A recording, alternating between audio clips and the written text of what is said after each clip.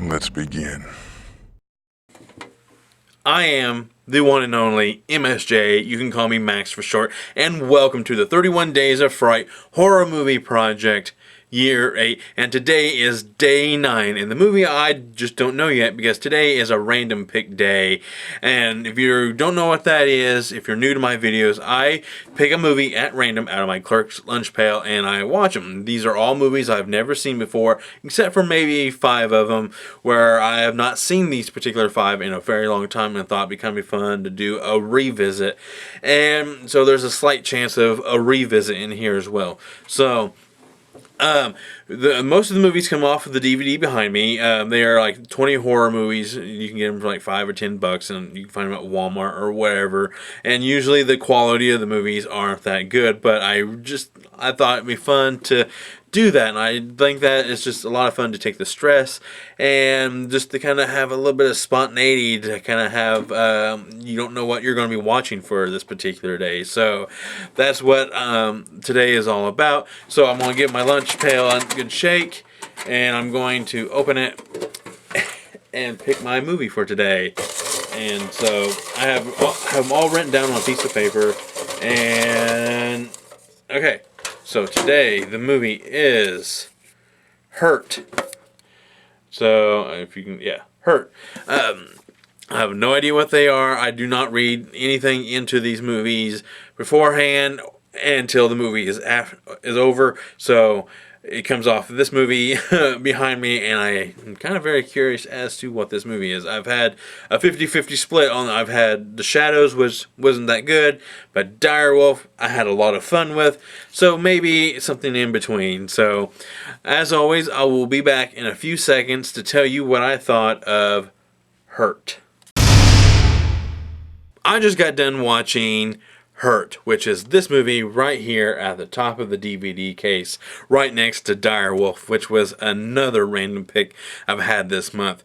And when I think about the previous random picks I've had this month, this one was actually really good. That was my initial reaction when the final credit rolled upon the screen. I was surprised on how good this movie was. The Shadows was actually really terrible. I really didn't like that movie at all. It had a really strong concept, but it just failed to execute everything poorly, and it just failed across the board. And then Direwolf, it was just in a category of its own. It's so bad it's good. The cheesy dialogue, the special effects, even though it was super gory, but even the gore was kind of like, okay, like, we've seen everyone covered in blood about 5 times too many in some scenes, so it was still a fun movie to watch. That's why I chose to watch it with a group of people, because that's the type of movie that is. Where Hurt, on the other hand, actually felt like a more well-rounded movie. It felt different. It felt like an actual movie. Editing, cinematography, just the overall production value of it all, it just felt really good. It just felt like a movie. It may have been a direct-to-DVD movie, but it had, like I said, has some really good production value. So that was what I was really surprised about it. And I was actually hooked into it as well, just because I was trying to guess who or what the villain was going to be in the movie, because there had to be some kind of villain in this movie, or it wouldn't have been on this DVD compilation. So as the movie was kind of going on, I was actually kind of guessing. There was a couple guesses I could have made. One was more obvious than the other, but I was kind of hoping for the less obvious one to be the villain, but it ended up being the more obvious choice, because once you actually look at how this movie was set up, of course this particular person was going to be the villain. So the plot of the movie follows this family who just lost their father and husband in a car wreck, and they are forced to go move in with their uncle/brother-in-law out in the middle of nowhere, in the middle of a junkyard to boot. And the kids are being really mopey about the situation, because the uncle has a very strict set of rules. Like, leave this particular stuff alone, no pets in the house, just don't touch what I'm building out in my workshop. Just like, he has, like, it's very, like, understandable reasons of what he's doing and why he's saying these things, like don't do this, don't do that, like I'll tell you what you can touch, what you can do, just like, just be grateful. Don't be moping around the middle of nowhere. And I understand it's out in the middle of nowhere, but just be grateful. Like, this is this is a tough situation. You just lost your father.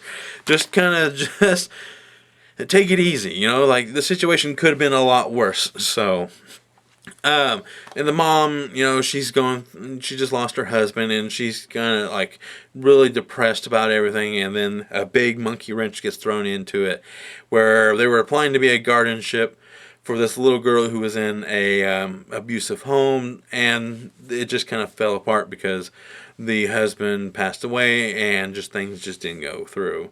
And then, sure enough, after all this happened, the parents of the little girl, they passed away in a car wreck as well. And it was just kind of like, wow. So they asked the mother, it's like, hey, we knew you were going to do this, but would you like to continue in applying to be the guardian for this little girl? And she's like, no, like everything what's going on right now wouldn't be right. And so it's like, why don't you meet the little girl? And the first scene we meet this little girl, they, like, the rest of the people, the rest of the little girls in this, like, foster home or like, I don't know the correct term for it, but they have her strung up, by her feet, beating her with bats, and I'm just like, whoa, like, what? And everyone is just dealing with this so nonchalantly, like, oh, it's like typical behavior, like, no, like you literally have someone strung up by their feet beating them, and this little girl just like kind of just waves it off, like, oh, like I've had worse at home, and so like, no. So, and then they take her back to the junkyard, and just things start to kind of unfold, and we kind of start to, that's where my guessing kind of came in, like who was going to be the villain of the movie, and one was more obvious than the other, but there was a couple moments where like this could go a different way, and I was kind of hoping it went the other way, but it didn't.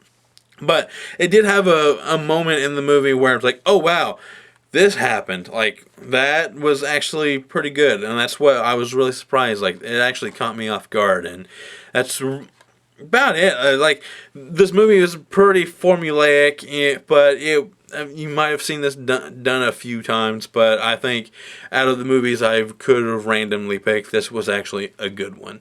So, I do have a rating scale, 1 being run-of-the-mill horror, 2 best watched with a group, 3, it's more than average horror but adds nothing new to the horror genre, 4, helps move the horror genre forward, and 5, being a horror classic. And Hurt, as surprised as I was at the quality of this movie, it's still kind of a run-of-the-mill horror. It is, like I said, very formulaic. It does paint by numbers in some instances, but it did kind of have a few moments where I was kind of guessing as to which way it was going to go, and I commend that. Like, I truly was, like, not sure which way they were going to go. So that's my highest compliment for this movie. Besides, like, the visuals and the cinematography and everything, it was just a decent, well-rounded movie. I cannot stress that enough after the last few random picks I've had. So that's really all I gotta say about this movie, Her. Please click subscribe to stay notified for any future videos. That's what hitting the bell is for. And please comment, like, and share my video. I love doing these movies once a year, and I hope you like that. And I have a lot of different content planned for this channel. So hit the bell, like I said, click subscribe, and I will see you next time, and goodbye.